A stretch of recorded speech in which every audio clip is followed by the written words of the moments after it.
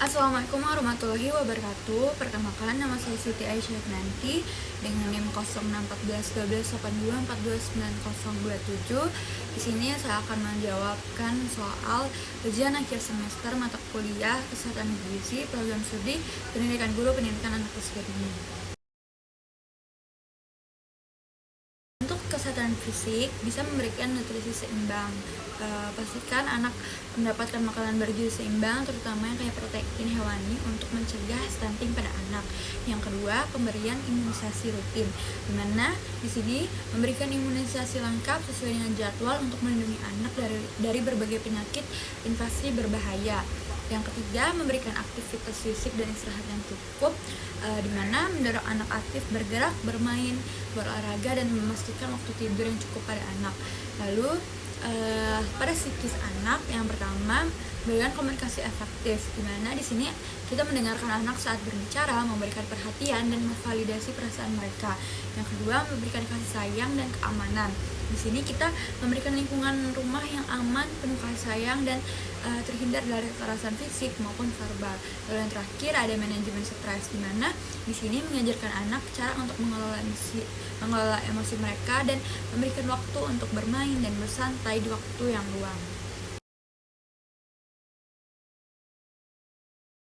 Berdasarkan gejala yang dialami pada anak, di mana anak sering lemas, kurang aktif, dan berat badan stagnan selama 3 bulan, kondisi tersebut kemungkinan akan membuat anak mengalami masalah pada gizi, terutama kekurangan gizi. Nah, hal ini terjadi karena asupan energi dan zat gizi yang tidak mencukupi kebutuhan tubuh pada anak, sehingga pertumbuhan anak terhambat dan berat badan tidak mengalami peningkatan. Kekurangan energi juga dapat menyebabkan tubuh tidak memiliki cukup tenaga untuk beraktivitas, sehingga anak tampak lemas dan kurang aktif.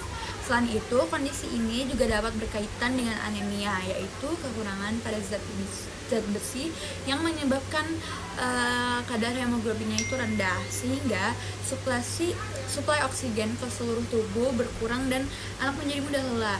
Jika keadaan ini berlangsung dalam waktu lama tanpa penanganan yang cepat, maka dapat menyebabkan gagal tumbuh pada anak, di mana kondisi pertumbuhan anak tidak sesuai dengan usianya.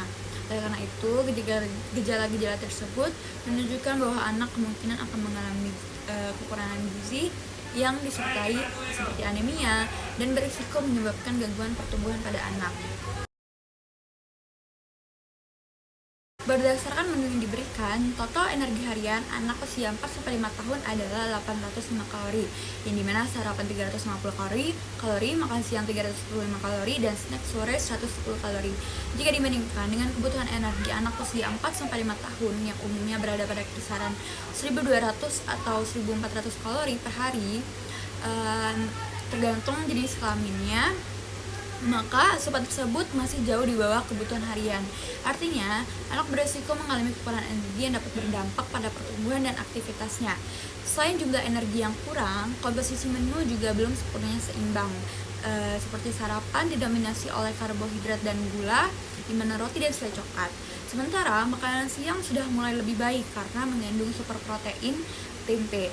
Namun masih kurang variasi lauk hewani dan sayuran. Jika steak berupa es krim cenderung tinggi gula tapi rendah zat gizi penting. Tidak terlihat adanya konsumsi buah serta variasi protein hewani seperti telur, ikan, atau daging.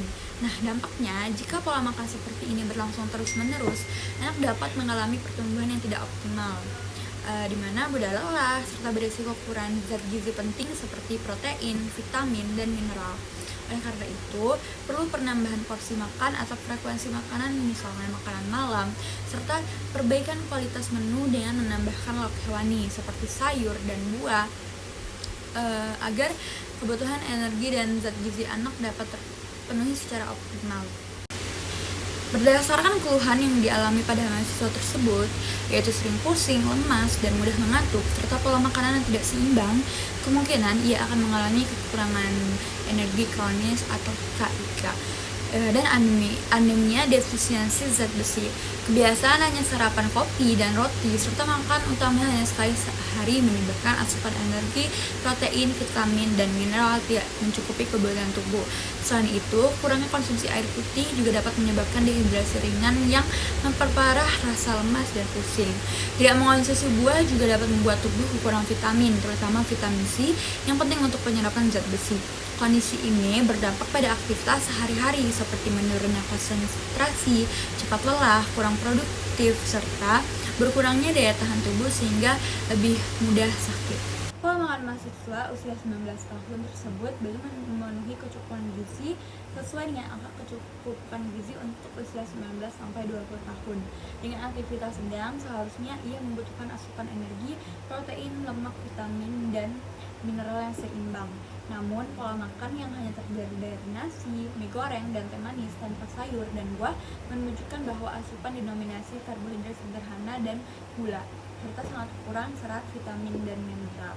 Frekuensi makanan yang hanya 2 kali sehari juga dapat berpotensi menyebabkan kekurangan energi total harian. Dibandingkan dengan AKG, pola makan tersebut belum mencukupi kebutuhan zat gizi penting seperti protein berkualitas, vitamin A, vitamin C, zat besi, dan serat. Dampaknya, mahasiswa dapat mengalami penurunan energi, gangguan konsentrasi, resiko gangguan pencernaan, serta dalam jangka panjang berisiko mengalami masalah kesehatan seperti obesitas atau kekurangan zat gizi mikro. Pada total energi dari menu tersebut, di mana bubur ayam 220 kalori, pisang kepok 90 kalori, jadi ditotalkan 310 kalori. Nah, analisis kecukupan energi dengan total energi sebesar 310 kalori tergolong belum cukup untuk menunjang aktivitas belajar anak TK selama kurang lebih 5 jam.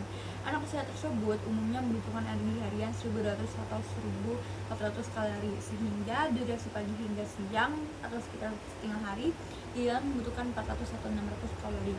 Nah, menu yang diberikan sebenarnya sudah cukup baik dari segi jenis sumber bubur ayam yang sumber karbohidrat dan sedikit protein, dengan pisang sumber energi tambahan dan vitamin, dan air putih yang menjaga dehidrasi. Namun jumlah energinya masih kurang dan keadaan pastinya juga belum optimal, di mana berdampak pada anak cepat lapar, kurang fokus, dan mudah lelah.